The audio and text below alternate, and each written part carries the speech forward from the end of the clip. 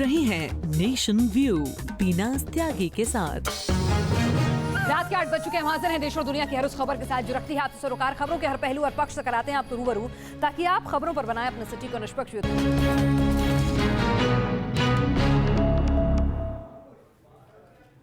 चलिए सबसे पहले आज खबर जिसने मौत को मात देकर जिंदगी की जीत दर्ज कराई। कानपुर में एक बिल्डिंग गिरती है, चारों ओर मौत का मातम पसरता है। सवाल जो हैं वो सरकारी अधिकारियों से लेकर पुलिस महकमे की मिली भगत तक उठते हैं। 50 मजदूरों के दबे होने की आशंका थी इस बिल्डिंग में। कुछ लोग बचा लिए गए, लेकिन कईयों की जंग अभी भी जारी है। हर गुजरता लम्हा भारी नजर आ रहा था। जिंदगी की उम्मीद कमजोर पड़ रही थी, लेकिन मौत के बीच सुबह सुबह जो हुआ उसने एक बार फिर से साबित कर दिया, जाको राखे साइयां मार सके ना कोई। बड़ी बड़ी मशीनों का शोर है, लेकिन खामोशी कलेजा चीर देती है। मलबे में जिंदगी की तलाश हो रही है। लम्हा सदियों सा भारी है, लेकिन उम्मीदें जिंदा हैं, क्योंकि सांसों की डोर अभी बाकी है। और इसीलिए इस पिता के लब पर बस दुआ है। एनडीआरएफ की टीम और जवान बचाव के लिए शिद्दत से जुटे हैं और हाथ जोड़े ये पिता बस उनकी ओर देख रहा है, इंतजार कर रहा है उस लम्हे का जब उसकी लाडली की किलकारी गूंजेगी। उस एक लम्हे के लिए इस पिता की बेचैनी बढ़ती जा रही है। कानपुर में हुए बिल्डिंग हादसे में इस पिता की 3 साल की बेटी भी दब गई। 17 घंटे गुजर चुके थे और इसलिए मासूम पर खतरा बढ़ता जा रहा था। सबकी जुबान पर बस एक ही सवाल था, क्या मासूम मौत को मात दे पाएगी? कि तभी मलबे के बीच से जिंदगी ने आवाज लगाई तो सभी के चेहरे पर मुस्कान तैर गई। बचाव दल ने राहत की सांस ली।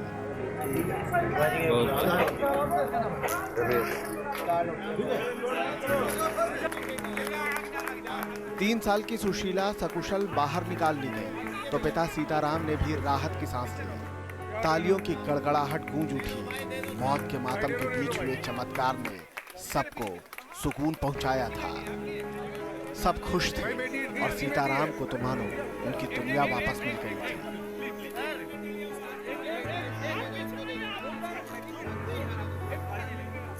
सत्रह घंटे तक जंग लड़ने के बाद 3 साल की सुशीला ने मौत को मात दे दी थी।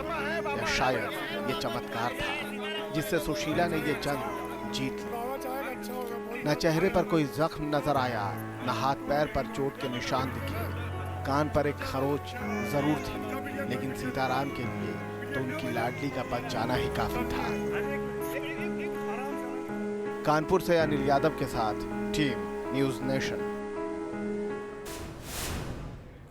कानपुर में जजमाऊ में हुए इस हादसे के बीच जिंदगी के जंग जीतने का सुकून तो है, लेकिन इस सब के बीच सवाल भी है। बताया जा रहा है कि हादसे में 6 लोगों की मौत हो गई और अब भी करीब 2 दर्जन लोग फंसे हो सकते हैं। और ये सवाल बार बार उठ रहे हैं कि हादसे का गुनहगार कौन है। यकीनी तौर पर ये कुदरत का कहर तो नहीं था, ये इंसानी लालच और भ्रष्टाचार का वो जाल था जिसने कई परिवारों की खुशियां छीन ली। लेकिन आरोपी रसूखदार हैं और अब भी फरार हैं। किसी को भी नहीं छोड़ा जाएगा, किसी कीमत पर किसी को भी नहीं छोड़ेंगे। कमिश्नरी के मालिक जाग गए हैं। जो दोषी होगा वो उनकी कार्रवाई होगी। जिले के हाकिम भी मुस्तैद हैं। इस पे जरूर हम इंक्वायरी कराएंगे। जो सभी लोग हैं जो हताहत हुए उनकी सारे परिवारों के साथ समाजवादी पार्टी हमेशा खड़ी है। हमारे मुख्यमंत्री हमेशा खड़े रहते हैं। और सियासत के सूरमा भी चौकन्ने हो चुके हैं। मानो अब तक हादसे का इंतजार था।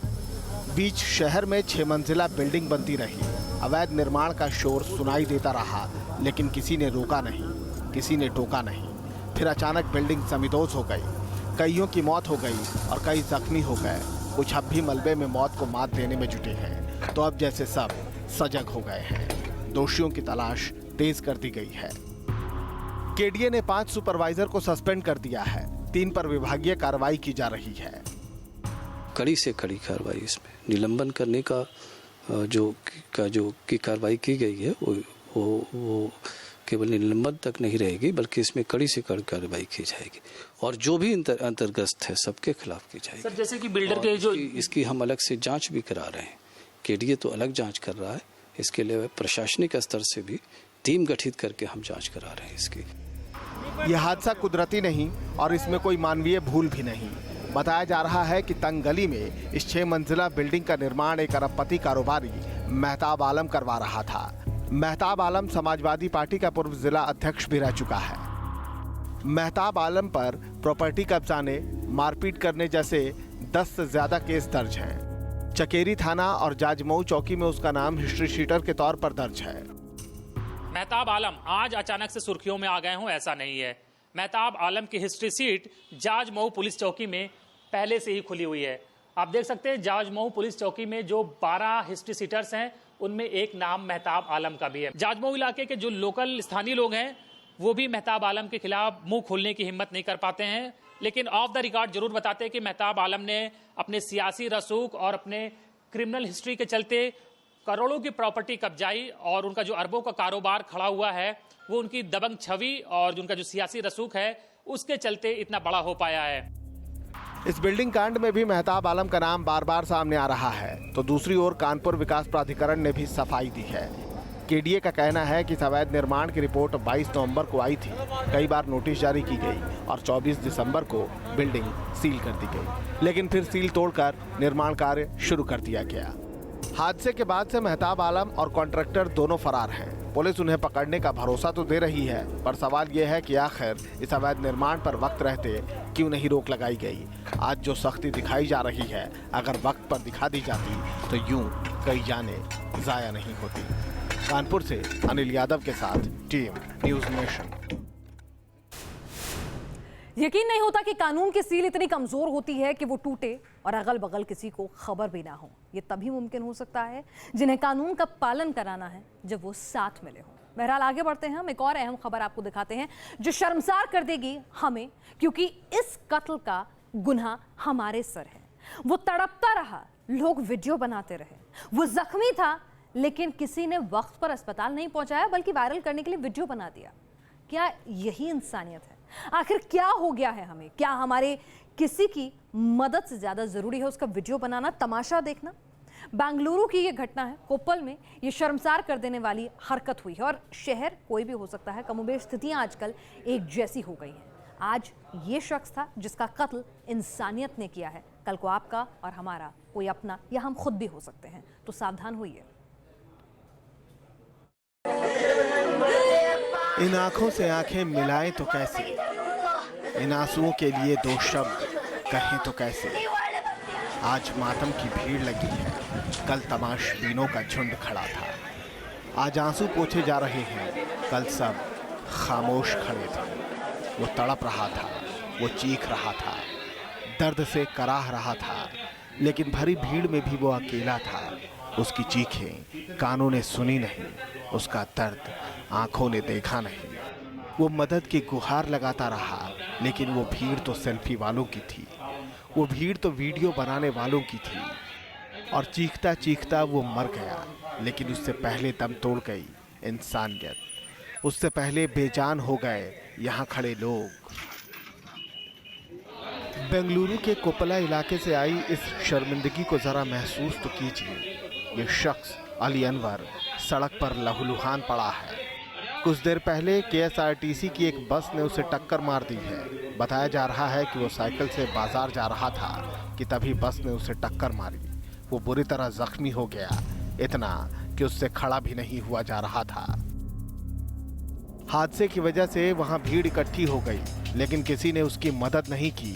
वो दर्द से तड़पता रहा, कभी करवट बदलता, कभी औंधे मुंह पड़ जाता, लेकिन सैकड़ों की भीड़ में कोई उसका दर्द समझने वाला नहीं था। उसके शरीर से कतरा कतरा खून रिस रहा था और लोग उसके दर्द का तमाशा देख रहे थे, वीडियो बना रहे थे, सेल्फी ले रहे थे। बीच में किसी को होश आया तो उसे एक गिलास पानी दे दिया, लेकिन ना तो अस्पताल को एम्बुलेंस के लिए खबर दी गई और ना ही उसे अस्पताल पहुंचाया गया। बताया जा रहा है कि अली करीब 25 मिनट तक सड़क पर यूं ही तड़पता रहा और तब जाकर लोगों को लगा कि उसे अस्पताल पहुंचा दिया जाए, लेकिन तब तक देर हो चुकी थी। बताया जा रहा है कि अस्पताल में अली ने दम तोड़ दिया। घर वालों की माने तो अगर वक्त रहते अली को अस्पताल ले जाया गया होता तो हो सकता था कि उसकी जान बच जाती। अली चले गए। अफसोस, तमाशबीन भीड़ में कोई इंसान होता तो वो बच सकते थे। बेंगलुरु से यासिर मुश्ताक के साथ टीम न्यूज़ नेशन। यह हादसे में हुई मौत नहीं, यह कत्ल था। बहरहाल आगे बढ़ते हैं। केरल में एक सिरफिरे की सनक कैसे दो जिंदगियों पर भारी पड़ गई, ये दिखाते हैं। प्यार में नाकाम एक आशिक ने इंतकाम का ऐसा रास्ता चुना जिसने दोनों का वजूद ही खत्म कर दिया। कॉलेज में लड़की को जिंदा जलाने की इस घटना में हर कोई गम में डूब गया। सन की आशिक की करतूत, लड़की को जिंदा जलाया, खुद को भी किया आग के हवाले। दिल दहला देने वाली ये वारदात केरल के कोट्टायम में हुई, जहां एक सिरफिरे ने मेडिकल कॉलेज में पढ़ने वाली एक छात्रा को कॉलेज में जला दिया। लड़की दोस्तों के साथ कॉलेज में थी, तभी कॉलेज का पूर्व छात्र आदर्श वहां पर आया और उसने एकदम से लड़की को जकड़ लिया। इसके बाद उसने लड़की और फिर खुद पर पेट्रोल डालकर आग लगा दी। लड़की ने भागने की कोशिश की, लेकिन आग की लपटों के आगे वो बेबस हो गई। सरेआम हुई दिल दहला देने वाली इस घटना से कॉलेज में हड़कंप मच गया। दोनों को बचाने की कोशिश की गई। आनन फानन में दोनों को नजदीकी अस्पताल ले जाया गया, लेकिन इलाज के दौरान दोनों की मौत हो गई। आग बुझाने के चक्कर में दो और छात्र भी झुलस गए। हम लोगों ने उसे रोकने की कोशिश की, लेकिन उस पर जुनून सवार था। उसने पेट्रोल डालकर आग लगा ली। कॉलेज में भगदड़ मच गई। दोनों को अस्पताल ले गए, लेकिन उन्हें बचाया नहीं जा सका। मामला एक तरफा प्यार का बताया जा रहा है। पुलिस के मुताबिक हादसे के दिन सिरफिरा आदर्श लड़की से मिलने उसके क्लासरूम में गया था, लेकिन लड़की ने बात करने से इनकार कर दिया। इस बात से खफा आदर्श ने कर डाला दिल दहला देने वाला कांड, जिसमें दोनों की जिंदगी खत्म हो गई। इस घटना से कॉलेज में सन्नाटा पसरा हुआ है। हर कोई गम में डूबा हुआ है। अब पुलिस पूरे मामले की जांच में लगी है। Team news nation. बात उत्तर प्रदेश की चरमराती कानून व्यवस्था की। यहाँ बदमाशों के हौसले कितने बुलंद हैं, हम आपको इसकी बानगी दिखाते हैं। पुलिस चौकी से महज 200 मीटर की दूरी पर बेखौफ बदमाश सर्राफा कारोबारी के घर में लूटपाट कर रहे हैं। ताज्जुब की बात यह है कि शोरगुल सुनकर आसपास के लोग तो पहुंच गए, लेकिन पुलिस के कानों कान तक कोई आवाज आई ही नहीं। ये जानबूझकर कान में तेल डाल दिया। तमंचे के नोक पर लूट, पुलिस चौकी के पास डकैती, सीसीटीवी में कैद हुई वारदात।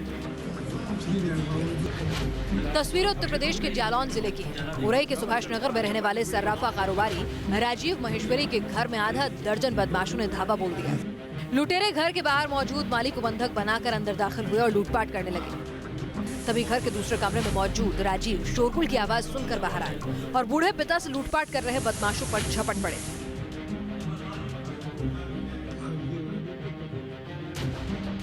अंदर आके वहाँ पे हमारे बाबूजी का गला दबाया और हमारी भांजी का गला दबाया, कट्टा लगा दिया और उनके मुंह से आवाज निकल रही। हम अपने कमरे में बैठे हुए थे तो हमको कुछ आवाजें सी आई। हमने कहा कोई, हमने लगता माता जी की तबीयत खराब हो गई, तो हम तुरंत दौड़ के गए कमरे में। तो बदमाश एकदम से देख के हमारे ऊपर झपटे। एक तो दौड़ के भागा, दो हमारे पकड़ में आ गए। दोनों हाथ में कट्टे लिए हुए थे। हमने दोनों का हाथ ऊपर पकड़ लिया, कट्टे वाले हाथ, और धक्का देते हुए पूरा यहाँ से और सीढ़ियों पे यहाँ पटका ला के वहां धक्का देते हुए। लुटेरे ने तमंचे की नोक पर लूटपाट की कोशिश की, लेकिन राजीव दो लुटेरों से लड़ते हुए उन्हें घसीटकर घर के बरामदे तक ले आए। राजीव के शोर मचाने पर आसपास के लोग भी आ गए, जिससे बदमाश जान बचाकर भागने को मजबूर हो गए। बदमाशों से झड़प की सारी तस्वीरें वहां लगे सीसीटीवी कैमरे में कैद हो गई। और उनके हाथ में, एक के हाथ में कट्टा था, तो उन्होंने कहा हमारे सिर पे मारने के लिए उठाया। जब तक वो हमारा माली छूट गया, वो भी भिड़ गया इनसे, और फिर हमने आवाजें लगाई, तब तक मोहल्ले वाले भी हुए और ये छोड़ के हमको भाग गए। हमारे बाबूजी काम कर रहे थे, सोने चांदी का काम है, वो गिरवी खोल रहे थे, 4 चूड़ी उनकी सोने की, और 25,000 रुपए रखा हुआ था, वो हाथ से छीन के ले गए। पीड़ित के मुताबिक बदमाशों ने उनके पिता से 2 लाख रुपए के सोने के गहने और 25,000 रुपए नकद लूट लिए। वारदात की तहरीर दर्ज करा दी गई है। अब पुलिस सीसीटीवी फुटेज को खंगालकर लुटेरों की तलाश में जुट गई है। जालौन से नवनीत सिंह के साथ टीम न्यूज़ नेशन। क्या किसी के घर को लिफ्ट कर ऊंचा किया जा सकता है, वो भी जैक के सहारे पूरे के पूरे घर को?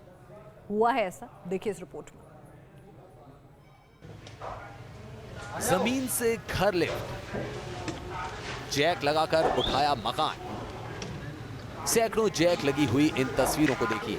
ये तस्वीरें किसी इमारत के फाउंडेशन के लिए नहीं लगाई गई हैं। इनके सहारे किसी बड़े पुल का भी काम नहीं चल रहा। तस्वीरें मध्य प्रदेश के जबलपुर की हैं, जहां पूरे के पूरे घर को ही जमीन से उठा लिया गया, वो भी जैक के सहारे। यहाँ के धनवंतरी नगर में रहने वाले मुकेश लांबा घर में पानी भर जाने से परेशान थे। कई बार मरम्मत कराई, लेकिन मुश्किल से निजात नहीं मिली। तब मुकेश ने मकान तोड़वाने की बजाय जैक के सहारे पूरे घर को ही जमीन से 1.5 फीट ऊपर उठवा लिया। जब से ये सामने के जो मकान बने हैं, पानी रुक गया तो पानी इधर का बैक मारता है, उधर का मारता है, तो तकड़ी प्रॉब्लम है पानी की। 1-1 फीट पानी भरता है। और हरियाणा की है टीम, और हमने वहाँ से कांटेक्ट किया तो वो बोले हम उठा देंगे। जमीन से घर लिफ्ट करने का कारनामा हरियाणा के हिसार से आए राजेश कुमार की टीम ने किया। 20 लोगों की इस टीम को इसका 10 सालों का तजुर्बा है।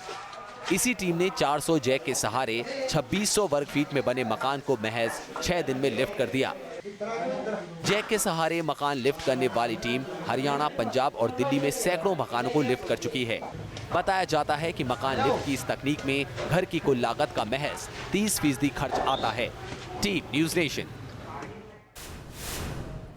आगे बढ़ते हैं। बात काले धन वालों के खिलाफ सख्ती और दूसरी ओर टैक्स चोरों की शामत की। और अब ऐसे लोगों पर शिकंजा कस रहा है जिन्होंने अपना रिटर्न वक्त पर फाइल नहीं किया। मोदी सरकार सख्त है और वक्त पर टैक्स फाइल न करने वालों पर फाइन की तैयारी कर ली गई है। सरकार का नियम साल 2017-18 के ITR पर लागू होगा। सरकार ने इनकम टैक्स देने वालों को बजट में भले ही राहत देने का काम किया हो, लेकिन अब टैक्स की चोरी करने वालों की खैर नहीं। इनकम टैक्स वक्त से फाइल नहीं करने वालों को अब कड़ा जुर्माना भरना होगा। 5 लाख से कम आय वालों को देरी पर 1000 का जुर्माना लगाया जाएगा। 5 लाख से ज्यादा आय वालों को 5000 का जुर्माना देना होगा और 31 मार्च के बाद भी इनकम टैक्स रिटर्न फाइल न करने पर 10,000 का जुर्माना लगेगा। सरकार ने साफ कर दिया है कि टैक्स की चोरी किसी भी कीमत पर बर्दाश्त नहीं होगी।